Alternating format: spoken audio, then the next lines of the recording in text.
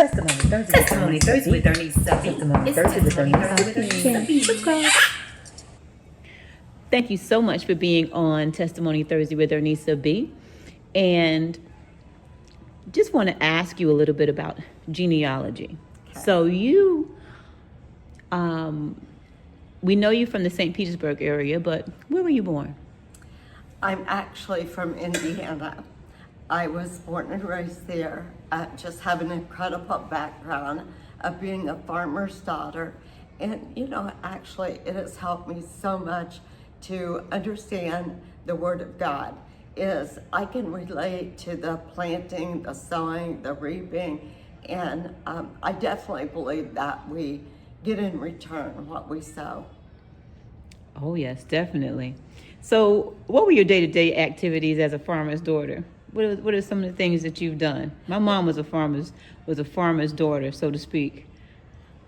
Well, there's many things that we did. I had 3 brothers, so I actually didn't go out and do a lot of the farm work, but I was around with the farm hands. My mother and some of the neighborhood women would get together and cook meals for the farmers, and we would just gather together. It was so much fun to have picnic tables under the big oak tree out back and just be a part of listening to the mothers, the children playing, the families working together.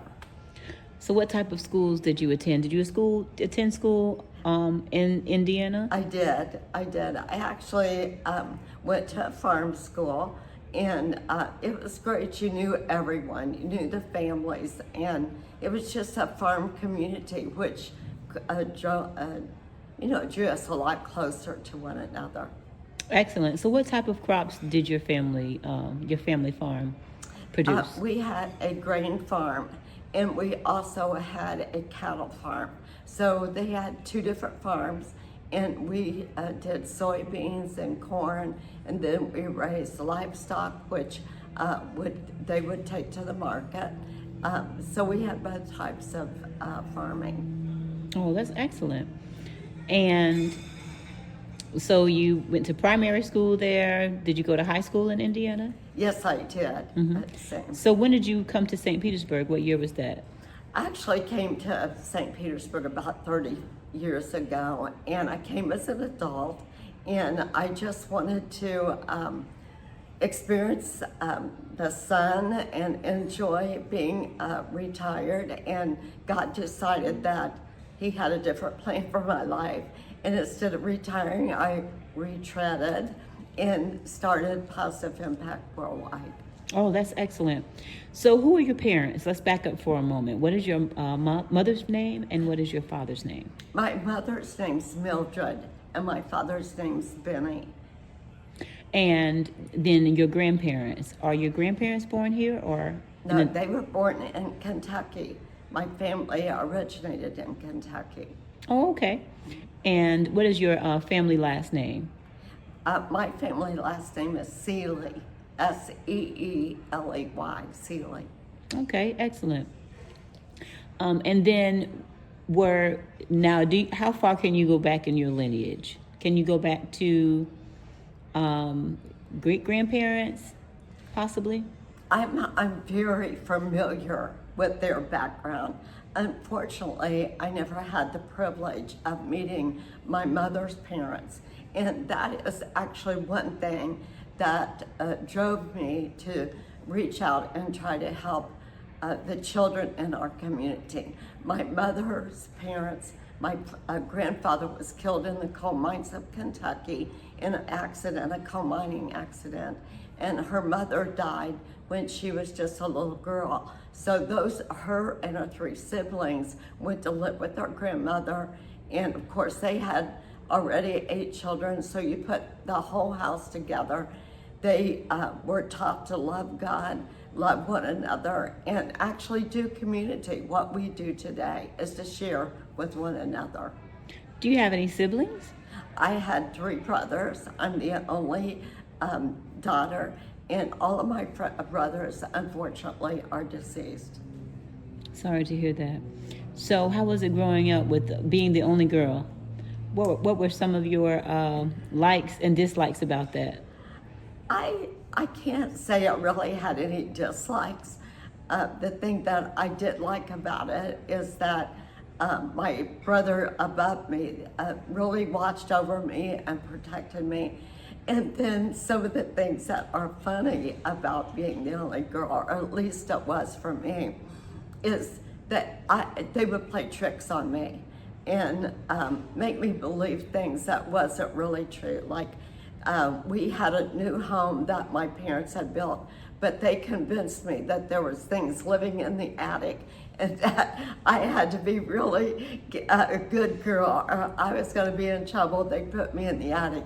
So there was no truth to that, but it was funny to look back now and just see the character that they built in me because I trusted them. And so what was your family church? What was your actual denomination that you guys worshiped in? Yes, we were a Pentecostal background, and my parents were very active in the church, and it was just exciting again to be. We were farmers, and a lot of the people that went to the church were out of the farming community also, but it was a huge church for back in the day, which was like around 500 people that went to this farming community church. And there was many of the families in a little small town that did not have gardens, didn't have the produce, and we would all get together and we would pick green beans, we'd pick tomatoes, and we'd take those to church with us and share with the people that did not have.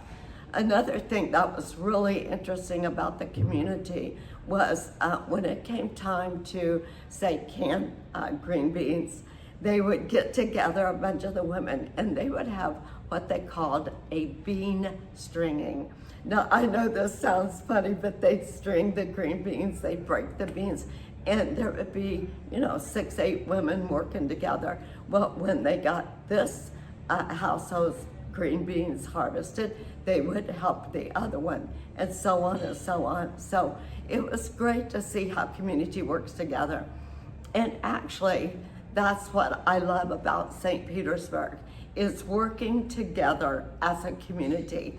It's not all about one person, one denomination.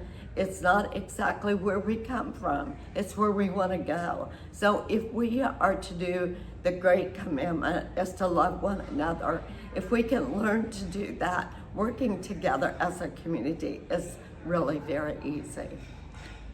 And you met your husband where? In church. Oh, excellent. Now in Indiana? No, actually here in Florida.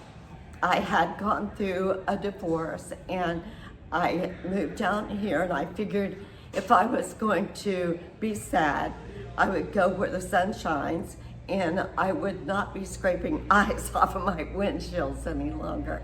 I never had any intentions of actually staying in Florida. I just wanted to come here for a while to get away. And I met one of the most wonderful men 6 years later when I met my husband after my divorce. Just an incredible guy that was actually meant to take and follow with me into our destiny together.